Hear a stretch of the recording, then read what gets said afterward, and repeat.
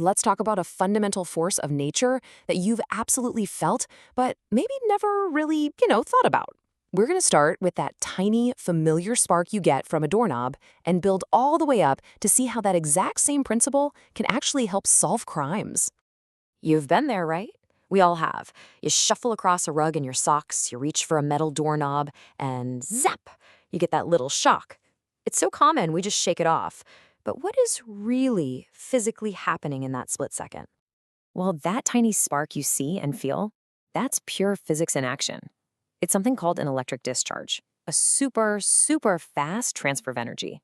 Basically, your hand has built up all this extra charge, and nature is desperately trying to restore balance. And that idea, balance, that's the key to everything we're talking about today. To really get what's going on, we need to zoom in. And I mean way, way in. All the way down to the atomic level, which is where the story of all electricity really begins. Okay, so everything around us is made of atoms, and inside those atoms are even smaller particles. For our story, there are two main characters, protons, which have a positive charge, and electrons, which have a negative charge. Just think of them as the positive and negative ends of a tiny, tiny battery. And most of the time, in most objects, everything is perfectly balanced. The number of positive protons and negative electrons is exactly the same.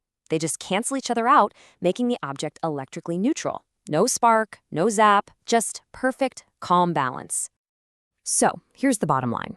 An object's charge is all about this balance of electrons. If it loses some electrons, it suddenly has more positive protons left over, and we say it's positively charged. If it grabs some extra electrons from somewhere else, well, now it's negatively charged. It's this imbalance that creates all that static electricity. So, if most things just start out neutral, how do they get this imbalance in the first place? How do you get all charged up just by walking across a room? Well, a lot of the time, it's as simple as friction. When you rub two different things together, like your socks on the carpet or a comb through your hair, those tiny little electrons can literally get scraped off of one surface and dumped onto the other. So one object ends up with too few electrons, making it positive, and the other ends up with too many, making it negative. And as soon as objects get charged, they have to follow one simple, universal rule of physics. Opposites attract, and like charges repel. A positive charge wants to get next to a negative one, but two positives or two negatives will always push each other away. This one law explains everything from static cling to a bolt of lightning. Okay, so we've created an imbalance. An object is charged up. It's full of this electrical tension. Nature hates this. It wants to get back to that calm, neutral state. And the ultimate way it does that is through something called grounding.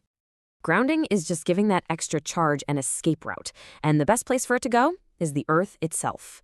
Our planet is so massive, it's like a giant sponge. It can absorb a nearly infinite number of electrons or give them up, all without really changing its own charge. It's the great equalizer. And the process is so simple, it's beautiful. You have a charged object, you give it a path to the Earth, like through a wire or your body, and the electrons immediately flow to restore that perfect balance. It really is like nature hitting the reset button. Now, one really key detail is the direction the electrons are flowing. If an object is negatively charged, meaning it has too many electrons, those extra electrons flow from the object down into the ground. But if it's positively charged, meaning it's missing electrons, they flow up from the ground and into the object to fill the gaps. Either way, the end result is the same, back to neutral. And that brings us right back to where we started. That zap you feel when you touch the doorknob, that is the sound of your body grounding itself. You walked on the carpet, your body got loaded up with extra electrons. The metal faucet is connected to pipes that go deep into the earth. So when your hand gets close enough, those electrons literally make a leap for it, creating a spark as they race down the fastest path to the ground. All right, now that we totally get the principle, let's scale it up. Let's see how this one simple idea, restoring electrical balance, plays out on a truly massive and sometimes a surprisingly clever scale. And you can't get much more massive than this.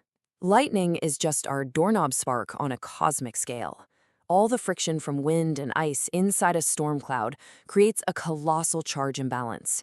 And when that imbalance gets too big to hold, you get a gigantic electric discharge, a lightning bolt, as the cloud grounds itself to the earth. And this is our brilliant human solution to that awesome power. A lightning rod doesn't stop lightning, it just controls it. It's basically a dedicated, safe grounding path. It gives that enormous electrical charge a super easy, non-destructive highway to travel straight into the Earth, leaving the building totally unharmed. It's pretty amazing that this works on such different scales, from tiny to huge. But what if we could harness this same force in a much more delicate way? Could the same physics that explains a lightning strike actually help an investigator at a crime scene? The answer is a big yes, and it involves a really fascinating piece of tech. But as this warning from the National Forensic Academy reminds us, even on a small scale, these forces pack a serious punch. You've got to respect the electricity. So check this out. It's called an electrostatic dust lifter. An investigator places a special film over a very faint footprint left in dust. Then they hit it with a high voltage, creating a powerful charge imbalance on the film. A ground plate nearby helps focus the electric field. This charge is so strong that the tiny neutral dust particles are attracted and literally jump from the floor onto the film, perfectly preserving the print as evidence. It's like using grounding in reverse. So, from a tiny spark from your own finger to a terrifying bolt of lightning, all the way to lifting a nearly invisible clue at a crime scene, it is all governed by the exact same fundamental drive for electrical balance. It really makes you wonder, doesn't it? If this one simple principle is working on all these different scales, what other invisible forces are shaping our world right now in ways we have yet to even see?